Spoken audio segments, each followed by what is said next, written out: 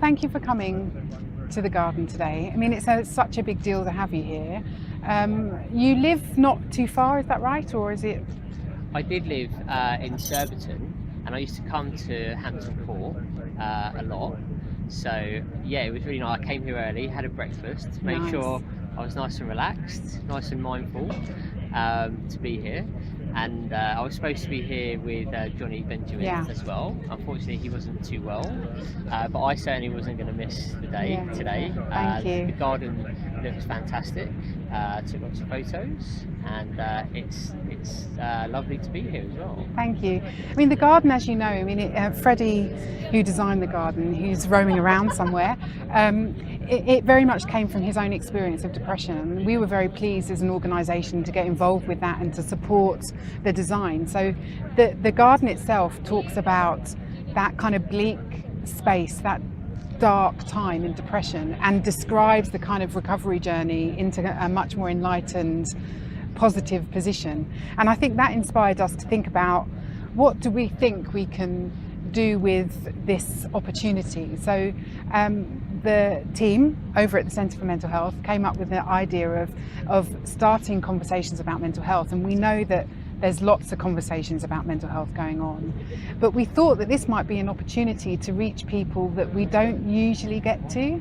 So people that come to a garden, we're not too sure that they might be the people that come to my talks or your talks. So this was a great opportunity. What for him? But we really wanted to talk to people about what keeps them well, you know, what do they think about mental health right now, what do they think that we can do in terms of spreading the message. So that's why we invited you, because you're such a huge, important ambassador right now, and we're very keen to hear what you've got to say.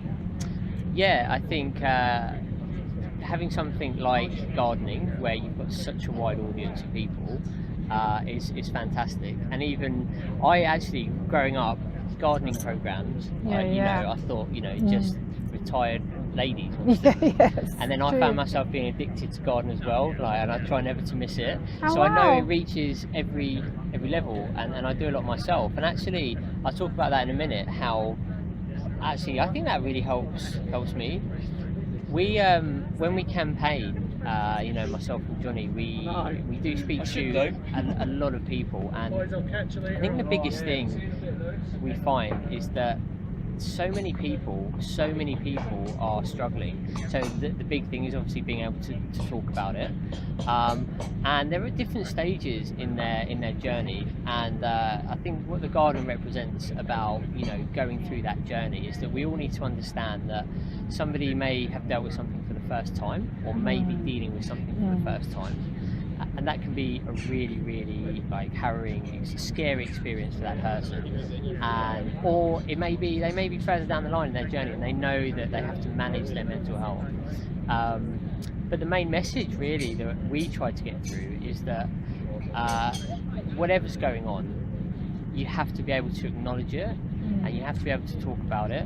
And there's so many great organisations out there, and it's like Centre for Mental Health.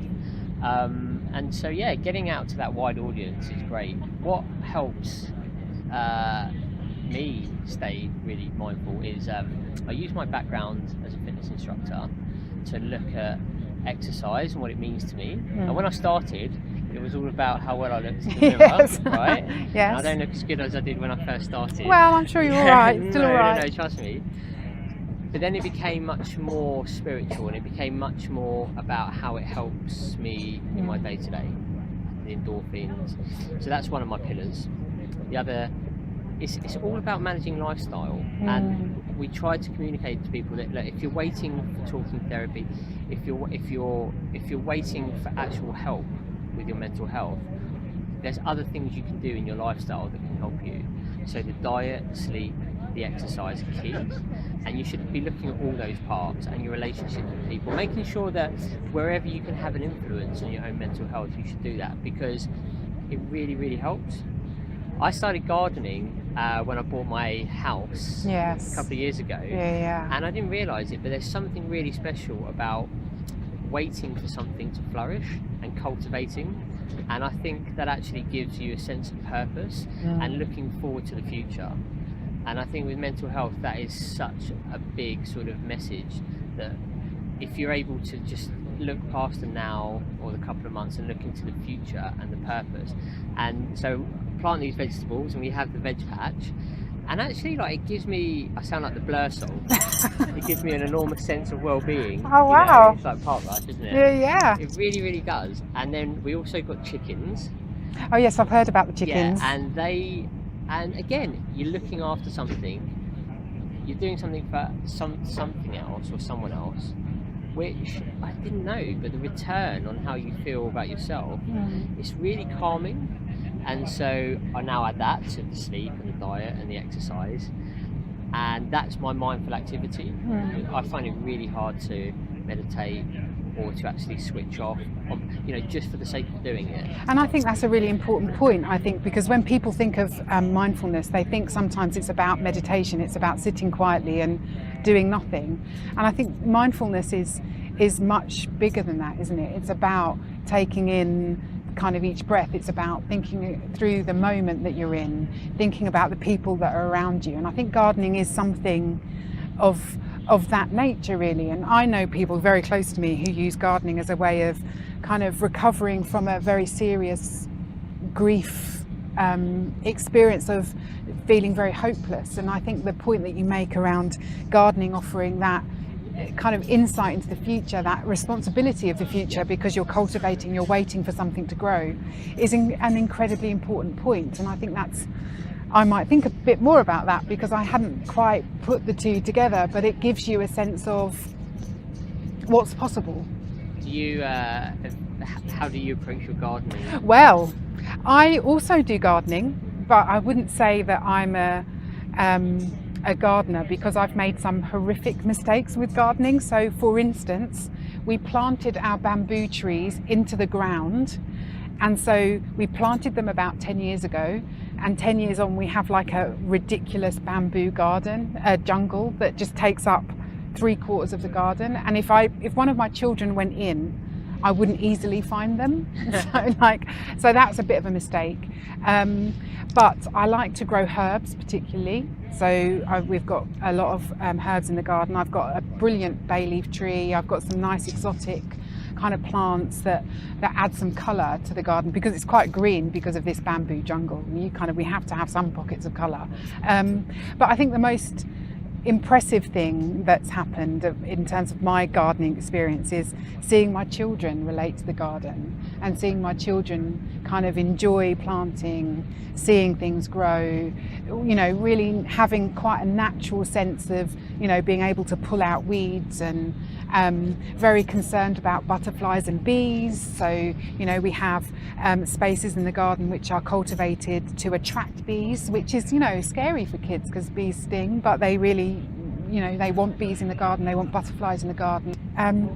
But for other people I know, it's definitely much more about recovery. It's a therapeutic intervention almost, that kind of sense of pulling weeds out, when you're feeling angry or uptight, or being in the kind of burning, blistering heat, sometimes can be really exhilarating. And I think for people that I know well, I know that the garden that they have tended has been, I don't think it would be over egging the pudding to say that it's kind of saved their life in kind of more ways than one. It can be, the smallest things can make a huge difference. Something you said there, I think, again, there's so many like metaphors to come out of it. When you said about putting the bamboo in and going crazy and you can control it, essentially, right, what it was is which you get with gardening is you have to confront frustration. Yes, and that's true. And you do this, and you plant something, or you're trying to do something, and you want it to happen a certain way, right? And it doesn't.